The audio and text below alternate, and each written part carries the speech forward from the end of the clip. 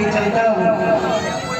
ریاض دین کے معصوم غنچے سموم کفر سے مرجھا رہے ہیں، انہی کو تازگی دینے کی خاطر یہ وارث انبیاء بھی آ رہے ہیں۔ دوستو، امت مسلمہ حیران و پریشان ہے، یہودیت کا ازدہا ہر سو ڈس رہا ہے، نصرانیت کا بھیڑیا منہ پھیلائے کھڑا ہوا ہے، کفر و شرک کا فرعون ہمارا پیچھا کر رہا ہے۔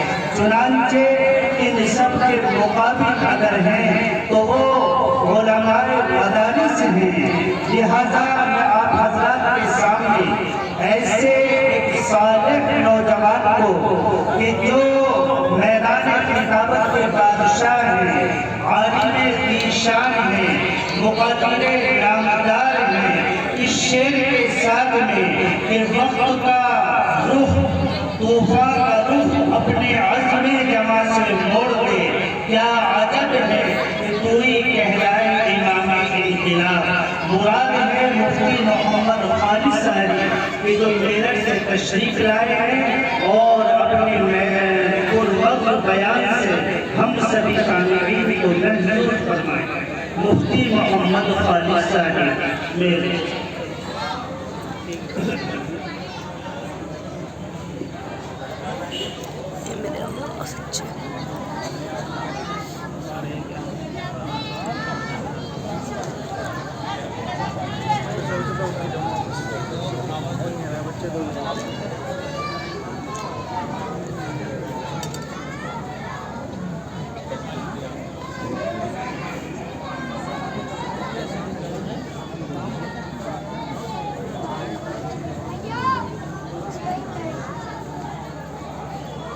إن الحمد لله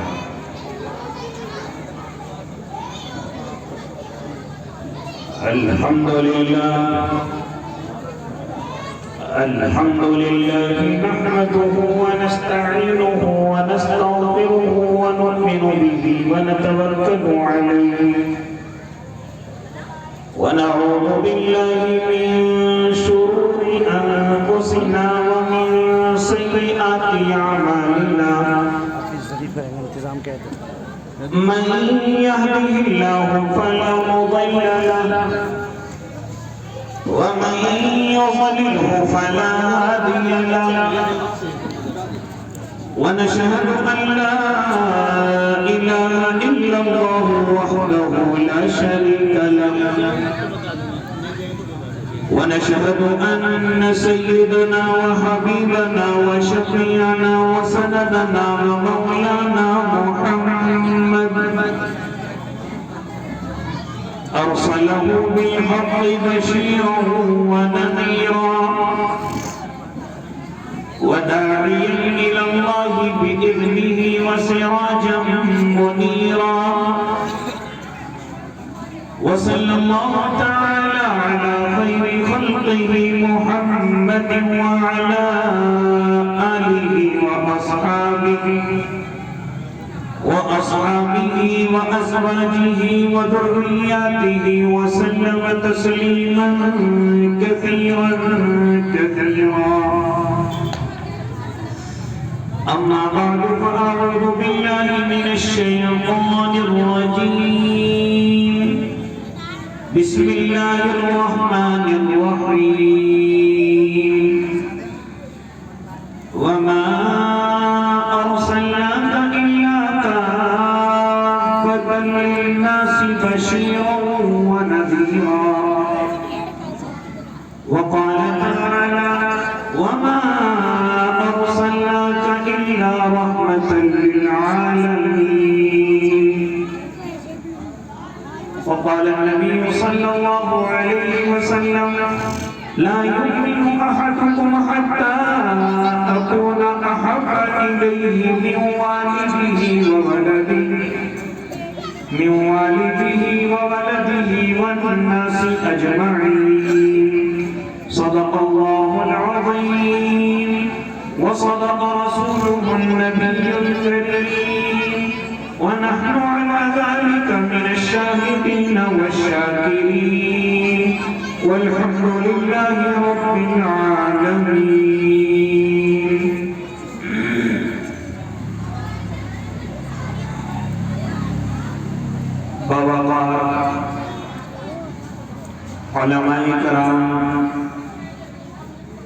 معزز سامعین نظام،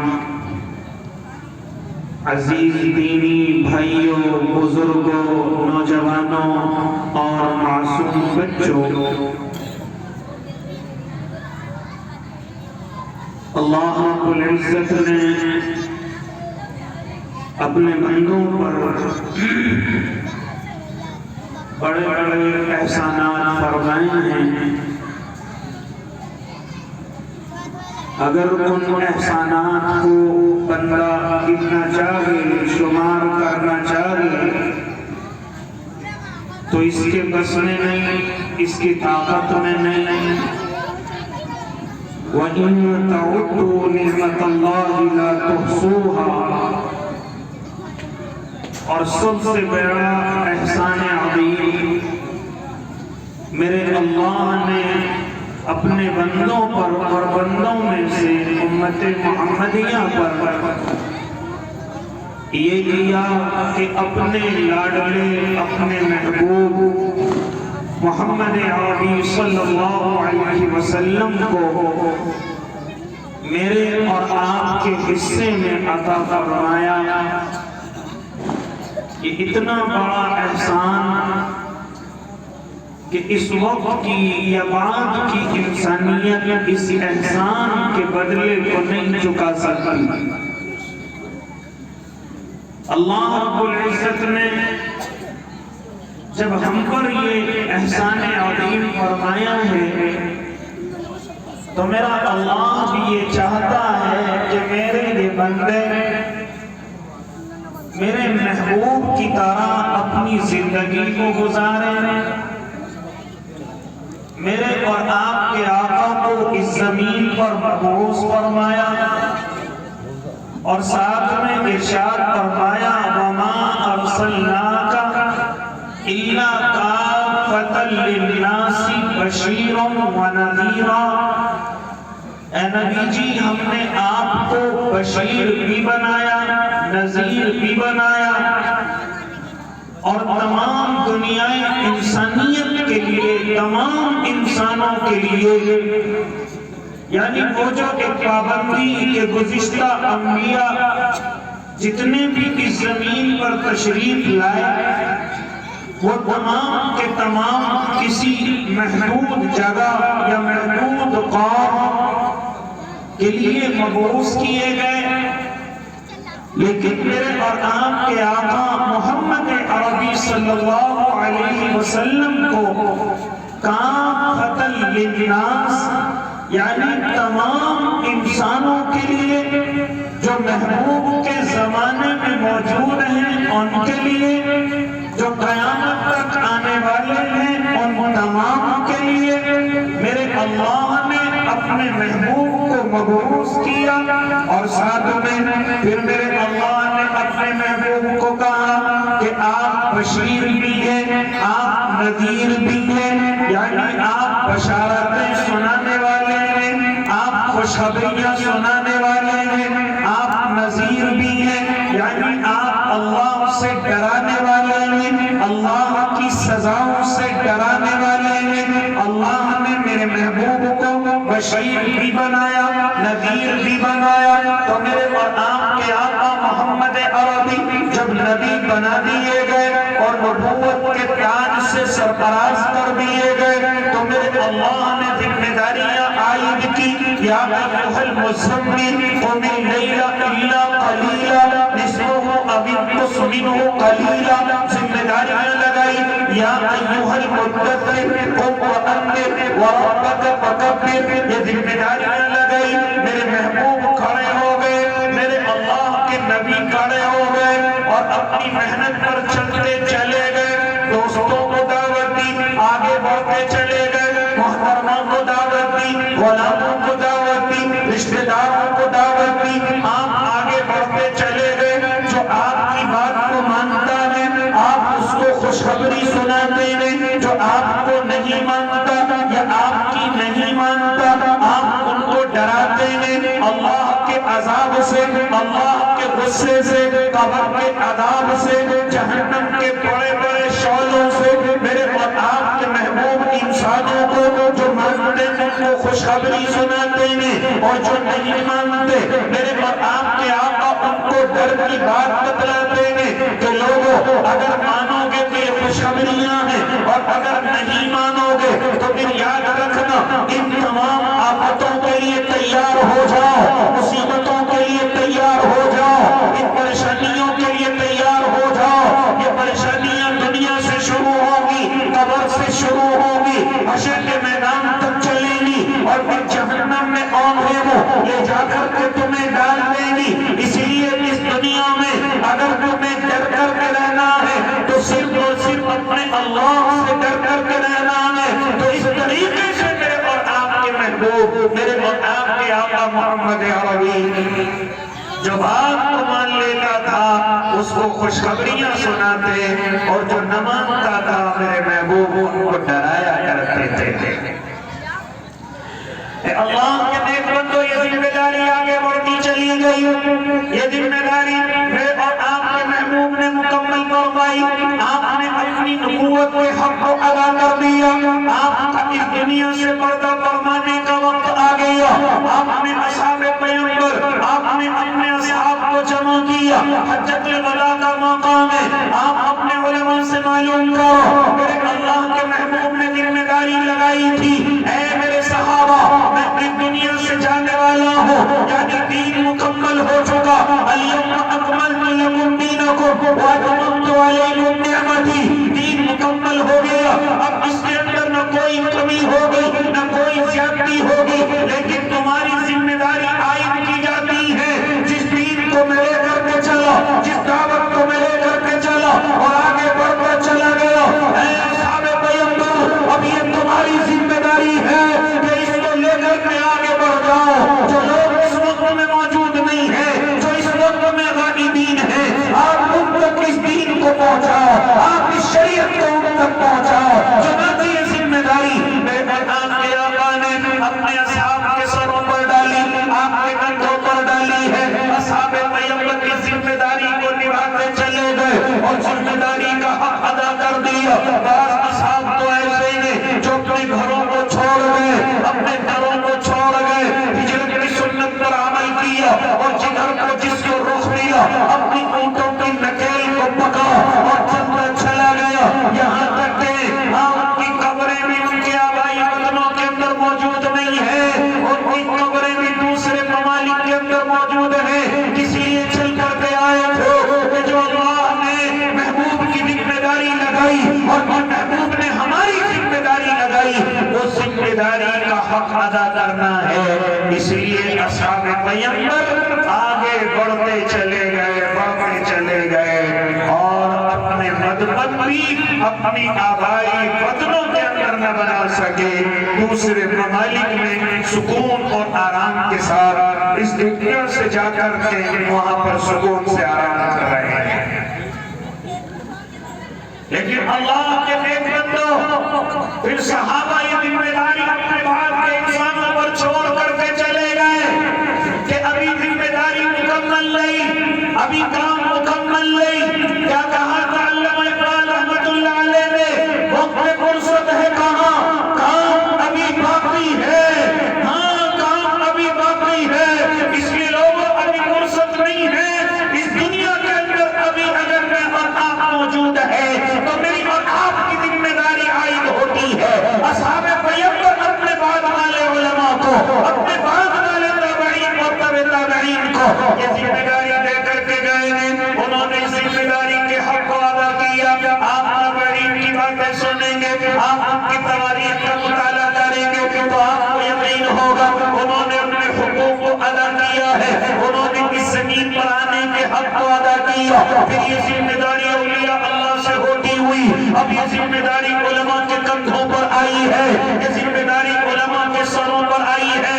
اے علماء کی جماعت، یہ ذمہ داری تمہاری ہے، جس دین کو نبی لے کر کے آگے بڑھے، صحابہ لے کر کے آگے بڑھے، تابعین لے کر کے آگے بڑھے، تابعین لے کر کے آگے بڑھے، اولیاء اللہ لے کر کے آگے بڑھے۔ اب یہ ذمہ داری علماء کے کندھوں پر آئی، علماء نے اس ذمہ داری کو بخوبی نبھایا۔ میں زیادہ دور کی بات نہیں، نمازی قریب کی گفتگو کرنے لگا، یہ ذمہ داری آئی ہاں علماء پر،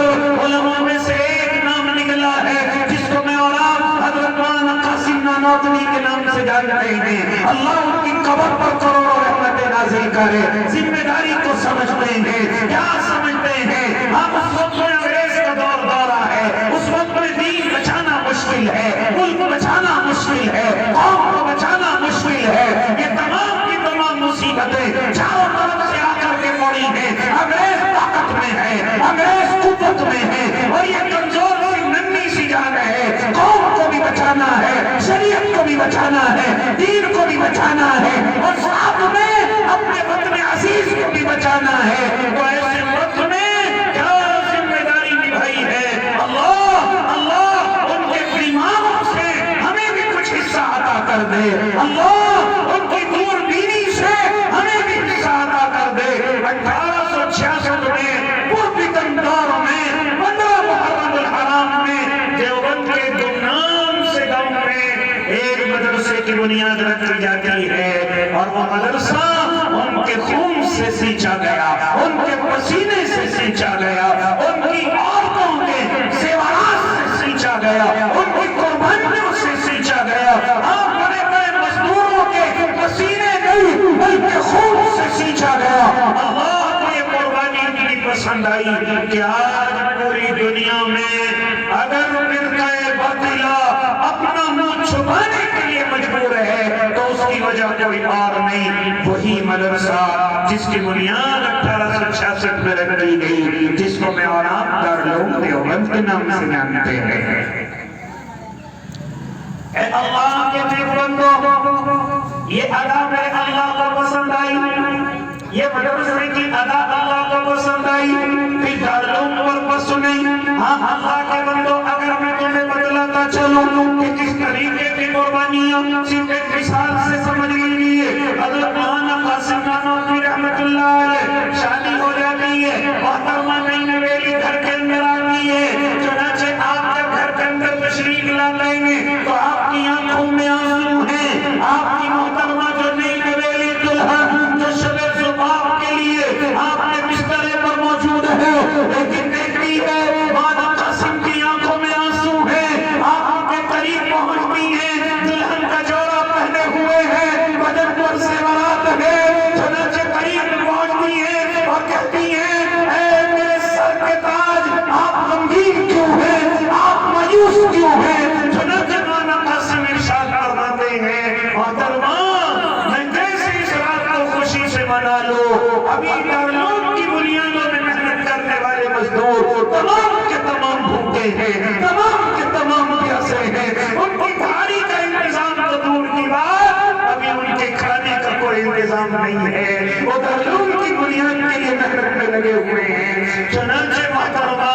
ایک گوشے کے اندر جاتی ہیں اور اپنے تمام زیورات کو اکٹھا کر کے ایک کپڑے میں لپیٹ کر کے مولانا قاسم رحمۃ اللہ علیہ کے حوالے کر دیتی ہیں، کہتی ہیں حضرت آپ اگر مایوس ہوں گے تو میں کیسے خوش ہو سکتی ہوں؟ یہ میرے والد محترم نے مجھے کچھ زیورات دیے تھے، آپ ان زیورات کو دارالعلوم کی بنیادوں کو مضبوط کرنے والے مزدوروں پر خرچ کر دیجئے، اور میرے اللہ سے دعا کر دیجئے اللہ مجھے اس کا اجر عظیم عطا کر دے۔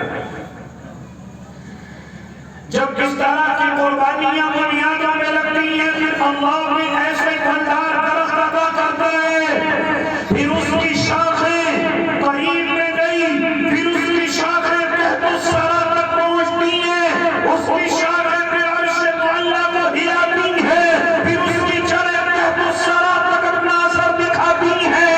اے اللہ کے نیک بندو، جب اس طرح کی قربانیاں پیش کی جاتی ہیں میرے اللہ کو ان قربانیوں پر ترس آتا ہے، میرا اللہ ان قربانیوں پر اپنے فرشتوں میں فخر کرتا ہے، تو پھر اللہ رب العزت ایسا پھلدار درخت عطا کرتا ہے، پھر پوری دنیا کے جہاں 6 مہینے دن ہو، 6 مہینے رات ہوتی ہو، جہاں سورج کبھی کبھی نکلتا ہو، جہاں اندھیرا بہت کم جاتا ہو، پھر وہیں پر قاسمی چشم و چراغ چاروں طرف نظر آتے ہیں۔ اے اللہ کے نیک بندے